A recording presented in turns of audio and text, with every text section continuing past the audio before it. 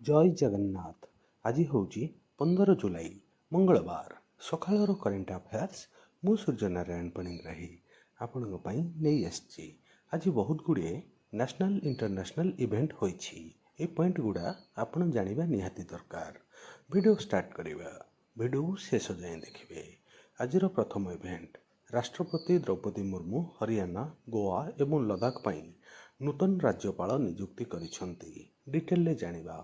14 ଜୁଲାଇ 2025ରେ ଭାରତର ରାଷ୍ଟ୍ରପତି ଦ୍ରୌପଦୀ ମୁର୍ମୁ ହରିୟାଣା, ଗୋଆ ପାଇଁ ନୂତନ ଗଭର୍ଣ୍ଣର ଏବଂ ଲଦାଖ ପାଇଁ ନୂତନ ଲେଫ୍ଟନାଣ୍ଟ ଗଭର୍ଣ୍ଣର ନିଯୁକ୍ତି କରିଛନ୍ତି। ପ୍ରଫେସର ଆସିମ କୁମାର ଘୋଷଙ୍କୁ ହରିୟାଣାର ରାଜ୍ୟପାଳ ଭାବେ ନିଯୁକ୍ତି କରାଯାଇଛି। ଉଚ୍ଚଶିକ୍ଷା ଏବଂ ପ୍ରଶାସନରେ ଆସିମ କୁମାର ଘୋଷଙ୍କର ଅନେକ ଅଭିଜ୍ଞତା ଅଛି। ଗୋଆର ରାଜ୍ୟପାଳ ଭାବେ ବରିଷ୍ଠ ନେତା ତଥା ପୂର୍ବତନ କେନ୍ଦ୍ରମନ୍ତ୍ରୀ ପୁଷ୍ପ ଅଶୋକ ଗଜପତି ରାଜୁଙ୍କୁ ନିଯୁକ୍ତି କରାଯାଇଛି। ସେପରି ଜାମ୍ମୁର ଜଣେ ବରିଷ୍ଠ ବିଜେପି ନେତା କବିନ୍ଦର ଗୁପ୍ତାଙ୍କୁ ଲଦାଖର ନୂତନ ଲେଫ୍ଟନାଣ୍ଟ ଗଭର୍ଣ୍ଣର ଭାବେ ନିଯୁକ୍ତି କରାଯାଇଛି। ମନେ ରଖିବେ, ଏଇଟା ଆଉ ଗୋଟେ ବଡ଼ ଇଣ୍ଟରନ୍ୟାସନାଲ ଇଭେଣ୍ଟ। ଆଣ୍ଟାର୍କଟିକା ସମର ସି ଆଇସ୍ ହିଟ୍ସ ରେକର୍ଡସ୍ ଲୋ। ଡିଟେଲ ଜଣାଉଛି, ଜାଣିବା ନିହାତି ଦରକାର। ସାମ୍ପ୍ରତିକ ବୈଜ୍ଞାନିକ ଅନୁଷ୍ଠାନରୁ ଜଣାପଡ଼ିଛି ଯେ ଆଣ୍ଟାର୍କଟିକାରେ ଗ୍ରୀଷ୍ମ ସମୁଦ୍ର ବରଫ ପୂର୍ବ ଅପେକ୍ଷା ଶୀଘ୍ର ଅଦୃଶ୍ୟ ହୋଇଯାଉଛି। ଏହି କ୍ରମାଗତ କ୍ଷତି ସମୁଦ୍ରକୁ ଗରମ କରୁଛି ଏବଂ ସାମୁଦ୍ରିକ ଜୀବନକୁ ବିଚଳିତ କରୁଛି। ବିଶେଷଜ୍ଞମାନେ ଏହି ଚେତାବନୀ ଦେଇଛନ୍ତି ଯେ ଯଦି ଏହି ପରିବର୍ତ୍ତନ ଗୁଡ଼ିକ ଜାରି ରହେ ତେବେ ଜଳବାୟୁ ପ୍ରଭାବ ଅଧିକ ଖରାପ ହୋଇପାରେ। ଏଟା ଆଉ ଗୋଟେ ବଡ଼ ନ୍ୟାସନାଲ ଇଭେଣ୍ଟ। କେନ୍ଦ୍ରମନ୍ତ୍ରୀ ପୀୟୁଷ ଗୋଏଲ କହିଛନ୍ତି ଯେ ଭାରତରେ ସୌରଶକ୍ତିର 4000% ବୃଦ୍ଧି ହୋଇଛି। ଡିଟେଲ ଜାଣିବା ବହୁତ ବଡ଼ ଇଭେଣ୍ଟ। ଜୁଲାଇ 10ରେ ନୂଆଦିଲ୍ଲୀରେ IESW 2025ରେ କେନ୍ଦ୍ରମନ୍ତ୍ରୀ ପୀୟୁଷ ଗୋଏଲ ଅଂଶୀଦାର କରି କହିଛନ୍ତି ଯେ ସୌରଶକ୍ତି କ୍ଷମତା 4000% ବୃଦ୍ଧି ପାଇଛି। ବ୍ୟାଟେରୀ ନବସୃଜନ କ୍ଷେତ୍ରରେ ନୂତନ ପ୍ରୟାସ ସହିତ ଏହି ଅଭିବୃଦ୍ଧି ଭାରତକୁ ସ୍ୱଚ୍ଛ ଶକ୍ତି ଏବଂ ଆତ୍ମନିର୍ଭରଶୀଳତା ଦିଗରେ ଆଗେଇ ନେବାରେ ସାହାଯ୍ୟ କରିବ ବୋଲି ସେ କହିଛନ୍ତି। ଆଉ ଗୋଟେ ବଡ଼ ନ୍ୟାସନାଲ ଇଭେଣ୍ଟ, NCTE ଶିକ୍ଷକ ତାଲିମ ନିୟମାବଳୀକୁ ସଂଶୋଧନ କରିଛି। ଡିଟେଲରେ ଜାଣିବା ବହୁତ ବଡ଼ ଇଭେଣ୍ଟ। ନ୍ୟାସନାଲ କାଉନସିଲ ଫର ଶିକ୍ଷକ ଶିକ୍ଷା NCTE 2025ରେ ପ୍ରସ୍ତାବିତ ଶିକ୍ଷକ ତାଲିମ ପ୍ରତିଷ୍ଠାନଗୁଡ଼ିକ ପାଇଁ ଏହାର ଡ୍ରାଫ୍ଟ ନିୟମାବଳୀକୁ ସଂଶୋଧନ କରିଛି। ଜାତୀୟ ଶିକ୍ଷାନୀତି NEP 2020 ସହିତ ଶିକ୍ଷକ ଶିକ୍ଷାକୁ ସମ୍ମାନିତ କରିବା ପାଇଁ ଏହି ଡ୍ରାଫ୍ଟର ଲକ୍ଷ୍ୟ ରହିଛି। 2014ର ଶେଷ ଅଦ୍ୟତନ ହେବାର ଏକ ଦଶନ୍ଧି ପରେ ଏହି ସଂଶୋଧନ ପ୍ରକ୍ରିୟା ଜାରି ରହିଛି।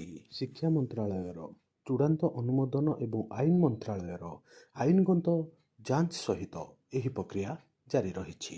ମନେ ରଖିବେ, ଏଟା ଆଉ ଗୋଟେ ବଡ଼ ଇଭେଣ୍ଟ। ଷ୍ଟାରଲିଙ୍କ ସ୍ୟାଟେଲାଇଟ୍ ପାଇଁ IN ସ୍ପେସ୍ କ୍ଲିୟରାନ୍ସ। ଡିଟେଲ ଜାଣିବା ବହୁତ ବଡ଼ ଇଭେଣ୍ଟ। ଇଲନ ମସ୍କଙ୍କର ମାଲିକାନାରେ ଥିବା ଷ୍ଟାରଲିଙ୍କ ଭାରତରେ ଉପଗ୍ରହ ଯୋଗାଯୋଗ ସେବା ପ୍ରଦାନ କରିବାକୁ ଅନ୍ତିମ ନିୟାମକ କ୍ଲିୟରାନ୍ସ ସୁରକ୍ଷିତ କରିଛି। Indian national space promotion and ପ୍ରାଧିକରଣ କେନ୍ଦ୍ର IN space Starlink low earth orbit LEO ଉପଗ୍ରହ ନକ୍ଷତ୍ରକୁ ଅନୁମତି ଦେଇଛି, ଯାହାକି ଟେଲିକମ୍ ବିଭାଗ DOTରୁ ଅପରେଟର ଲାଇସେନ୍ସ ପାଇବା ପରେ କମ୍ପାନୀକୁ କାର୍ଯ୍ୟ ଆରମ୍ଭ କରିବାକୁ ସକ୍ଷମ କରିଥାଏ। ଏହି ପଦକ୍ଷେପ ସାରା ଦେଶରେ ଉପଗ୍ରହ ଆଧାରିତ ଇଣ୍ଟରନେଟ୍ ସେବା ପ୍ରଦାନ କରିବ ବୋଲି କୁହାଯାଇଛି। ଏଟା ଆଉ ଗୋଟେ ବଡ଼ ଇଭେଣ୍ଟ। ଭାରତରେ ଫରେଷ୍ଟ ଲ୍ୟାଣ୍ଡ ଡାଇଭର୍ସନ ଆଇନଗତ ବିବାଦ। ଡିଟେଲ ଜାଣିବା। 2025ର ପ୍ରଥମାର୍ଦ୍ଧରେ 8500 ହେକ୍ଟରରୁ ଅଧିକ ଜଙ୍ଗଲ ଜମି ମଞ୍ଜୁର କରିବାକୁ ଭାରତ ସରକାର ଅନୁମୋଦନ କରିଛନ୍ତି। ସୁପ୍ରିମକୋର୍ଟଙ୍କ ନିର୍ଦ୍ଦେଶ ଅନୁଯାୟୀ ସୁରକ୍ଷା ବିନା ଜଙ୍ଗଲ ଜମି ହ୍ରାସ କରିବାକୁ ବାରଣ କରାଯାଇଛି।